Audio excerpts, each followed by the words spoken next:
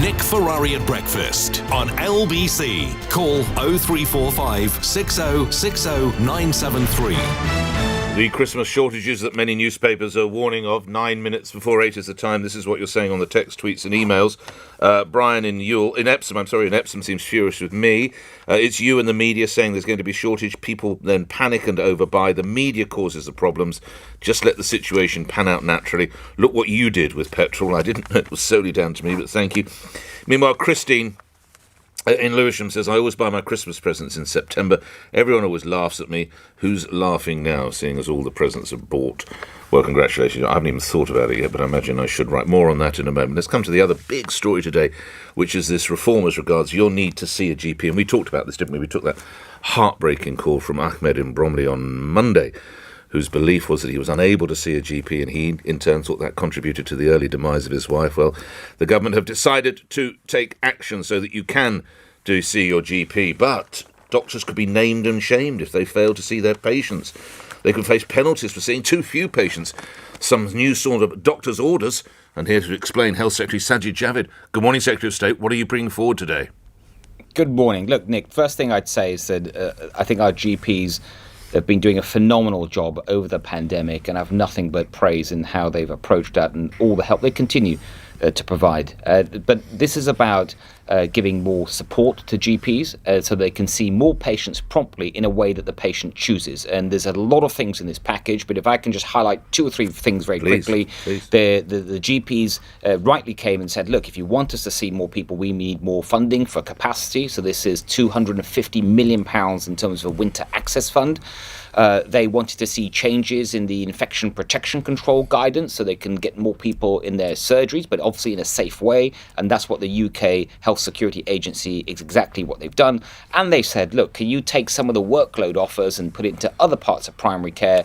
And that will really help us. And that's why we're expanding what's called the community pharmacy scheme. And taken together, this means that more patients can be seen promptly, including far more face-to-face. There's a lot of stick, though, isn't there, Secretary of State? I read these headlines. GPs named and shamed if they don't see patients. Doctors face penalties for seeing too few patients. Is that the way to bring them back to the table?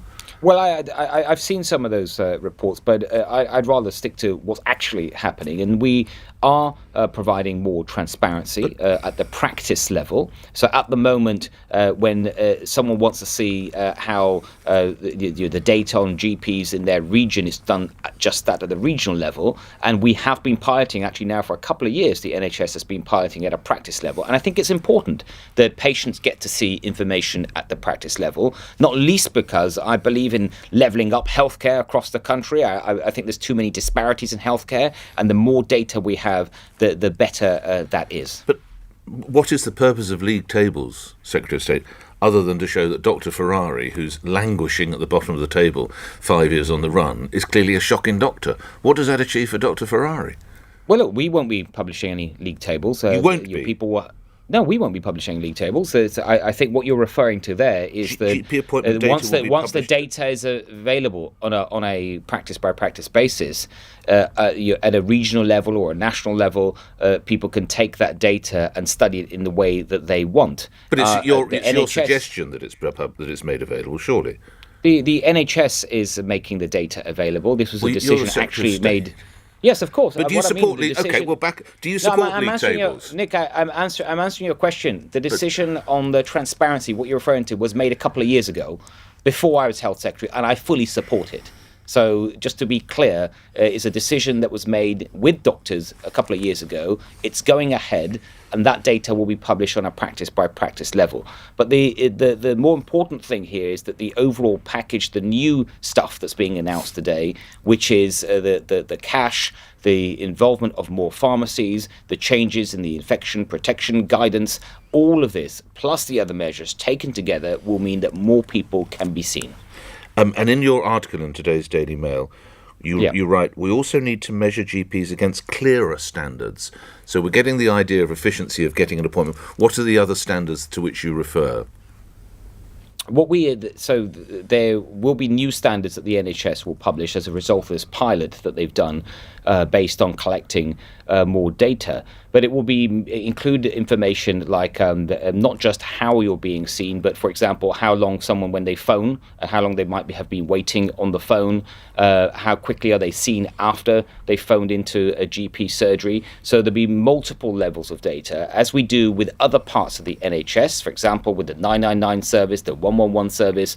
These are all important health services, and we should have the same level of data measured with against transparency. 111? No, surely. No. What I mean is that we collect you're right. data. We need to measure GPs against clearer standards. I've got the efficiency of how quickly my listeners, you or I, could see a doctor, but I don't see what the other standards are. What else have doctors got to get right? Well, we have, so for example, where doctors have patients that have long-term chronic problems. So it might be, for example, they have diabetes, they might have asthma. Right. We want to make sure that those people have regular tests. They're called in. They might not call their doctor themselves, but it's important that at least once a year, for example, if you have asthma, that you're asked about that and that your current state is recorded, so that we can better target services to those kinds of illnesses. Just out of interest, and I wouldn't dream of asking what it was for, but when you last needed to see your GP, how easily did you get access to him or her? Fortunately, I haven't had to see my GP for a few years. Wow. And when I did, it was I called the practice and I went to see my GP the same day. Wow. Well, that is a tribute to your lifestyle. Just before we move on to other matters, your appointment as Health Secretary, why did that please your mum so much? Would you tell my listeners? Because... you write about this in the Daily Mail today. She always wanted me to be a GP, as she did with all her sons, and sadly none of us did, to her sadness. But the story I told her a week ago was that when I did call her up after I got this job, and I said, told her about the job, and she said, well, you never quite made it to GP, but at least you're Health Secretary.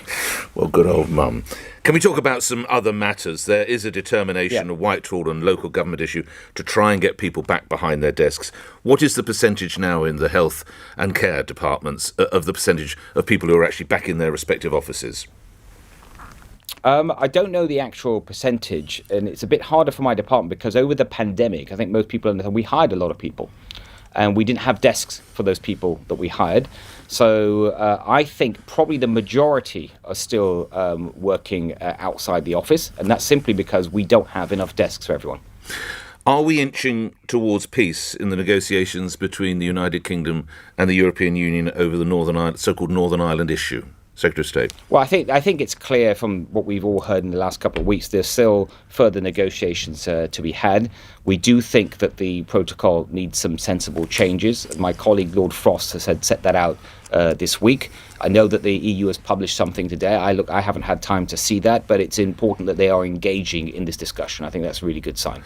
Coming back to getting people into their office, is it fair to say that possibly the COVID restrictions that were necessary have been kept in place for too long? I point you in the direction of London, the Mayor of London deciding that the fireworks display on New Year's Eve cannot go ahead for the second year running due to uncertainties over COVID. But I'm delighted to say England fans went to a football match this month. England rugby fans can go to Twickenham next month. Are some people using COVID as a bit of a blanket to hide behind, Secretary of State? Yeah, they may be, and obviously I don't know what's in someone's innermost thoughts, but what I can tell you is that in terms of the COVID restrictions, we took that step forward decision. It was a big decision to take back in July. I think it's proven to be the right decision. And that is based on the expert advice, especially when it comes to the social distancing rules and things, the advice of the UK Health Security Agency. When it comes to the firework display you're talking about in London, obviously that's a decision from the mayor. But from my point of view, I can't understand why that can't happen. I mean, I think there's a perfectly safe ways that can take place. So I really don't understand that decision. But as I say, that's not a decision for the government. No, it's the mayor's firework display, so I hope he can reconsider it. But just lastly, building back better. You will know on New Year's Day we see images normally from New York, from Paris, from hopefully Sydney. Nothing again from London. That's not building back better, is it? We need that advert for London and UK. I think the London fireworks display normally in New Year's is fantastic, and it's a great advert for the UK across the world. And I really hope that decision can be considered. As I say, I see no reason why it can't happen safely. I'm grateful for your time. Thank you. Sajid Javid, the Health Secretary, appearing here on LBC 1 minute after 8 news is next. On your radio, on Global Player, and Play LBC. leading Britain's conversation. This is LBC. From Global's newsroom at 8 o'clock, ministers have announced plans for league tables for GP surgeries to compare the availability of face-to-face appointments. Practices in England which fail to